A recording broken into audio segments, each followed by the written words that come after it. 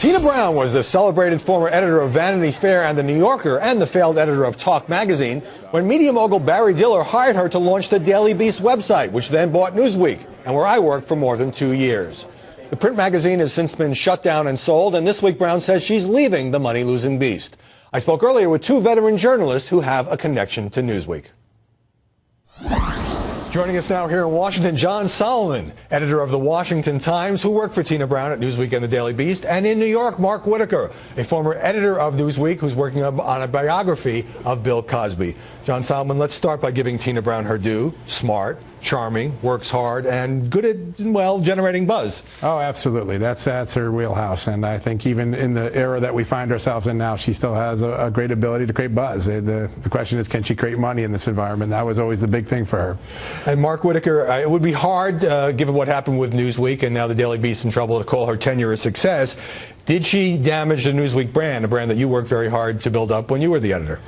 Well, to give her credit, she inherited a magazine that, on the one hand, had a lot of fixed costs that were very hard to get out of at a time when the revenues really were damaged, and also where a lot of the people who, I had attracted the magazine, other editors who were sort of the marquee brands of the magazine had already left. So I think it was a heavy lift to begin with. But, the marriage with the Daily Beast, I think, was always a little awkward. And one of the things that did to Newsweek, unfortunately, was that in order not to compete with the Daily Beast, they essentially denuded the website of Newsweek. And in this day and age, it's very hard to compete if you don't have all of your platforms aligned. Right.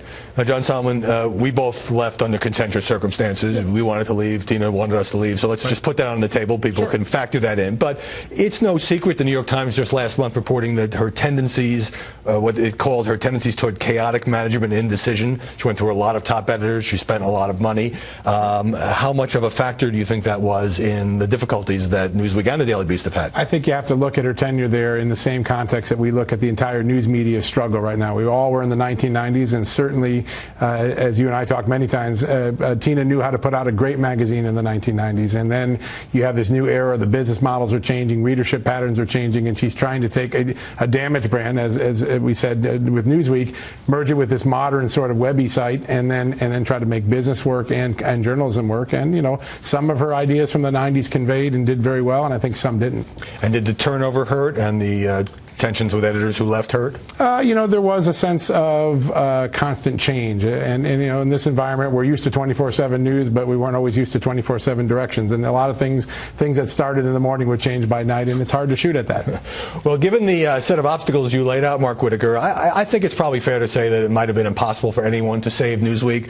And Tina Brown certainly generated a lot of attention for the magazine, but then she did things like put that famous wild-eyed picture of Michelle Bachmann on the cover, and there was one of Princess Diana, how she would look today if she had lived. Do you think those kinds of covers, some people call them stunts, undermined what the magazine was trying to do? Yeah, well, first of all, I don't think that they necessarily comported with what people kind of expected from Newsweek, which was, I think, sort of in-depth reporting on the news and not just a sort of sensationalism. But, look, I think, look, Tina was at her best, I think, in an era where you could create sort of buzz from on high.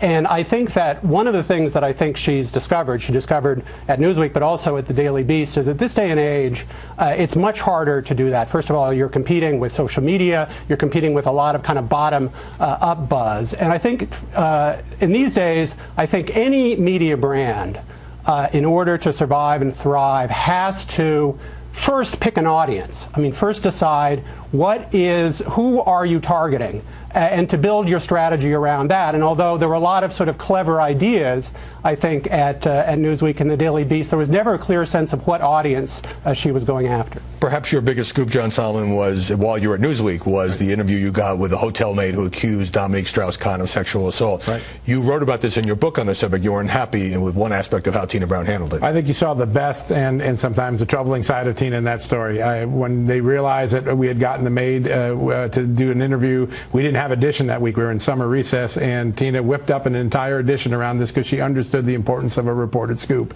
And I admired that, and it was great. Behind the scenes, there was all this sort of meddling going on. I was having these conversations with the lawyer, and she was having her own conversation separate of me that I was blindsided by. And at some point, the discussion, when they thought they weren't going to get the interview, was maybe we can put the maid up in a nice hotel for a month, and sort of that pay-for-play attitude to journalism, which really was a bother to me. Once I found out to it, I went right to Tina and said, hey, Tina, I don't want anything about this interview to be anything but pure journalism. And, she backed down, but you saw both the ambition. I got to get this interview no matter what, and then the appreciation that it was a scoop, and let's put it on the cover and create a magazine that wasn't planned. In this age of ideological media, Mark Whitaker, a lot of people saw in Newsweek, particularly under Tina Brown's tenure and perhaps also under her predecessor, moving to the left. There were a number of pro-Obama covers. There were a number of former Obama aides who were hired as commentators for either the magazine or the Daily Beast website. Does that hurt a brand of independence, or is there a place anymore for a magazine that tries to be straight down the middle? Well, again, I think that I'd like to hope and to think that there is, but I don't think that in and of itself, I think, is enough of a reason for being. I think that, there are people who want to hear both sides, or at least, a more independent voice. But I think, again, you have to identify specifically who they are. I mean, are they from, the sort of elites from the two coasts, a highly educated audience, a highly female audience, an international audience?